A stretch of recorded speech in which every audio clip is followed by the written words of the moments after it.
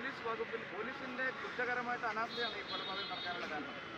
കഴിഞ്ഞ ദിവസങ്ങളിൽ ഒരു വിദ്യാർത്ഥി നേതാവ്, ഒരു വനിതാ വിദ്യാർത്ഥിനിക്ക് നേതാവിനെതിരായിട്ടുള്ള അക്രമമുണ്ടായി. ഇന്നലെ തന്നെ മറ്റൊരു BJP പ്രവർത്തകനെതിരായിട്ടുള്ള അക്രമമുണ്ടായി. പോലീസ് ഒരു നടപടിയും സ്വീകരിച്ചില്ല. ഗുരുതരമായി വെട്ടേറ്റ് കഴിയുന്ന ഈ പ്രവർത്തകനെ ആശുപത്രിയിൽ കൊണ്ടുപോകുന്നു.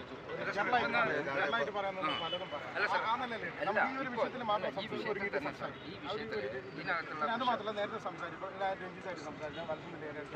സംസാരിച്ചപ്പോൾ ആ ഒരു ധാരണയിൽ നമ്മൾ ഞങ്ങളെല്ലാം ഒരുമിച്ച് തന്നെയുണ്ട്.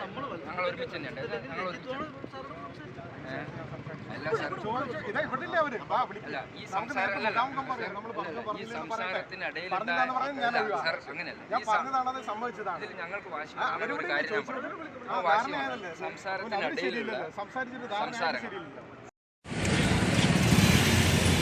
അറുങ്കല രാഷ്ട്രീയം നടത്തിക്കൊണ്ട് കണ്ണൂർ ജില്ലയുടെ സമാധാന അന്തരീക്ഷം തകർക്കുന്ന ഏകപക്ഷീയമായ നിരന്തരാക്രമങ്ങളിലൂടെ കണ്ണൂർ ജില്ലയെ കലാപഭൂമിയാക്കുന്ന CPM നരാധമന്മാരെ ഒറ്റപ്പെടുത്തുക.